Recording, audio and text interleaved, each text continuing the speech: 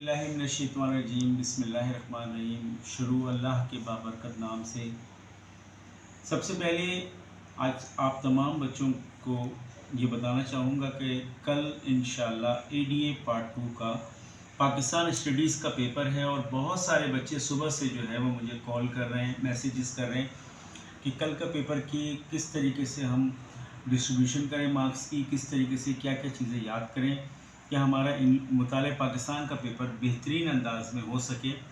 तो बेटा इसके लिए मैं सबसे पहले एक बात ये कहना चाहूँगा कि आप लोगों ने अगर सॉल्व 5 ईयर से पेपर की तैयारी करी तो याद रखिएगा कि 100 में से 80% चांसेस हैं कि पेपर आपका रुक जाएगा।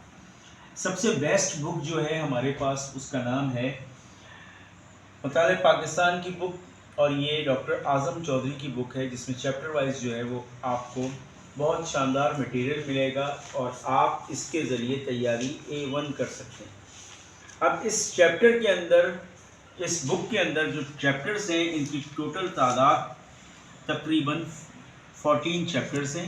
इन 14 चैप्टर्स में से 7 चैप्टर्स ऐसे हैं जिसकी अगर तैयारी बच्चे कर लें तो इंशाअल्लाह ताला पेपर बहुत बेहतरीन अंदाज में होगा।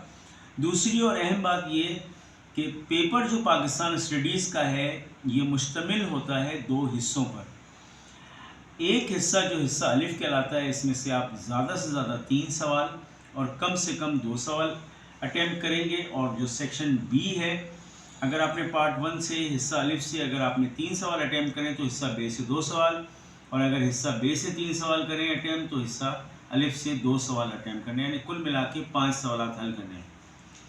अब अगर हम पाकिस्तान स्टडीज़ की बात करें तो चैप्टर नंबर 1 मुस्लिम माशरे का क़याम, पहला और दूसरा चैप्टर, अगर हम इन दोनों चैप्टर्स को मिला के सवाल निकालें तो इसमें 2 सवाल आप करेंगे तो ये दोनों चैप्टर आपके क्लियर हो जाएंगे। और वो पहला सवाल क्या है कि मुस्लिम माशरे का इर्तिका,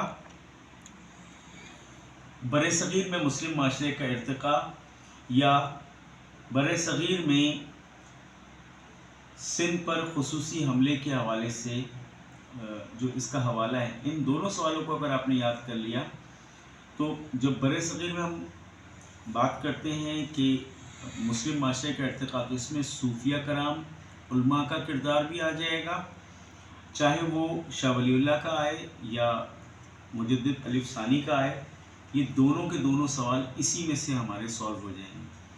चैप्टर नंबर 3 में अगर हम आते हैं तो चैप्टर नंबर 3 में बरे-सग़ीर के मुस्लिम माशरे के सियासी इक़्तिदार के ज़वाल के असबाब, अगर आप ज़वाल के असबाब करेंगे तो यही ज़वाल के असबाब बरतानवी राज के क़याम के असबाब भी हैं। इसके अलावा जंग आज़ादी के असबाब, ये 2 सवाल हो गए चैप्टर नंबर 3 से।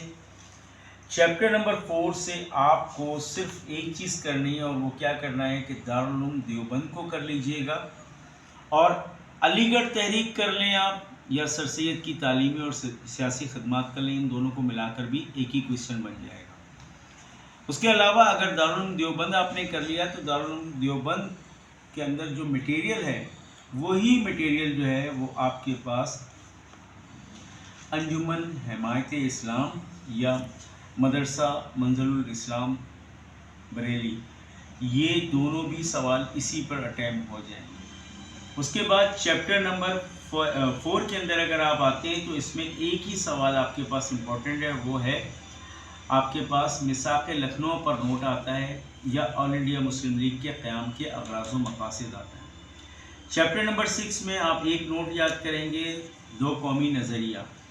चैप्टर नंबर 7 के अंदर आप आके करारदाद पाकिस्तान को कर लें क्लियर, तो आपका ये भी पोर्शन क्लियर हो जाएगा। उसके बाद चैप्टर नंबर 8 में अगर आप आ जाएं तो चैप्टर नंबर 8 में पाकिस्तान की सियासत में फ़ौज का किरदार और क़याम पाकिस्तान के बाद की इब्तिदाई मुश्किलात। उसके बाद चैप्टर नंबर 9 में 1973 का कॉन्स्टिट्यूशन यानी आइन को करना है क्लियर। चैप्टर नंबर 10 को नहीं करना। चैप्टर नंबर 11 के अंदर पाकिस्तान की मईशत की खुसूसियात और पाकिस्तान की मईशत पर बुलंद आबादी, अफज़ाइश आबादी का या ज़राअत का ان میں سے کوئی بھی ایک چیز ٹچ ہو کے آ سکتی ہے۔ پھر پاکستانی ثقافت یعنی کلچر کی نمایاں خد و خال، اور پاکستانی ثقافت کے ساتھ ساتھ پاکستانی ثقافت میں طبقات یعنی دیہی اور شہری طبقے، ادنا اور اعلیٰ طبقے، متوسط طبقے، یہ طبقات بھی آ سکتے ہیں۔ اس کے بعد اردو زبان کی اہمیت کو ضرور دیکھ لیے گا۔ بعض اوقات ڈسٹرب کرنے کے لیے ایک ایزی سوال آ جاتا ہے، لیکن بچوں کی نالج نہ ہونے کی وجہ سے اس کو بھی بچے اٹیمپٹ نہیں کر پاتے ہیں۔ اس کے بعد پاکستان کی خارجہ پالیسی کو مد نظر رکھتے ہوئے اس کے جو بنیادی اصول ہیں، اس کے ساتھ ساتھ پاکستان اور چین کے تعلقات، پاکستان امریکہ کے، پاکستان افغانستان کے تعلقات، اور آج کے دور میں سارک تنظیم جو ہے اس کا بھی بہت امپورٹنٹ رول ہے، یہ آ سکتا ہے۔ اگر سی پیک آ جائے تو سی پیک پاکستان اور چائنا کے تعلقات یہ ایک ہی چیز ہے۔ اس کے بعد پاکستان کا بھارت کے ساتھ اگر آ جاتا ہے تعلق تو مسئلہ کشمیر وہ اگر کر لیں گے تو یہ بھی کلیئر ہو جائے گا۔ پھر پاکستان کے مسائل کو دیکھتے ہوئے اگر ہم غور کریں تو پاکستان کا جغرافیائی جو محل وقوع ہے اس کی اہمیت آ سکتی ہے۔ معاشی منصوبہ بندی کے حوالے سے ایک سوال آ سکتا ہے۔ اگر یہ چھوٹی چھوٹی سی چیزیں آپ کلیئر کر لیں تو میں امید کرتا ہوں انشاءاللہ تعالی آپ کا یہ پیپر بہت آسانی سے کلیئر ہوگا۔ ایک بات یہ ذہن میں رکھیے گا کہ جو سوال آپ کو بہترین انداز میں آتے ہیں سب سے پہلے آپ کو وہ سوال پک کر رہے ہیں۔ چاہے آپ کو 3 سوال صحیح طریقے سے آتے ہیں، آپ 3 پورے کریں گے۔ اس کے بعد جو رہ جاتا ہے اٹیمپٹ پورے 5 سوال کرنے ایک بار۔ دین سیکنڈ نمبر پہ یہ کہ ایک سوال میں کم از کم 15 ہیڈنگ آپ کو لکھنی ہے، اور اگر سوال میں کہا جاتا ہے کہ تجزیہ کریں، بحث کریں، تو اس میں ہیڈنگ نہیں آئے گی بلکہ ہیڈنگ کے بغیر مواد آپ کو لکھنا ہوگا۔ اب یہ بات ذہن میں رہے، بہت سارے بچے جو ہیں وہ خصوصیات کا سوال آتا ہے یا اپنی رائے کا اظہار کریں یا بحث کریں تو اس کو میں ہیڈنگ ڈال دیتے ہیں، اس میں ہیڈنگ نہیں آئے گی بلکہ ہیڈنگ کا مواد جو ہے نا وہ ڈائریکٹ آپ کو لکھنا ہوگا۔ یہ بہت اہم ہے۔ پھر پاکستان میں صنعتی شعبے کو بھی دیکھ لیجئے گا۔ پاکستان پر بیرونی امداد جو ہے یہ سب معیشت کے اندر آتا ہے، اور ہیڈنگ پراپر ڈالیے گا۔ اگر آپ نے ایک کاپی کم از کم فل کر دی اور تمام سوالات کو لکھا آپ نے، اور کوشش یہ کی کہ اگر کوئی سوال نہیں بھی آتا تو اس کے متعلق مکمل اپنے طور پر کوشش کر کے لکھ کے آپ آ گئے تو کوئی وجہ نہیں کہ پاکستان اسٹڈیز کا پیپر نہ نکلے۔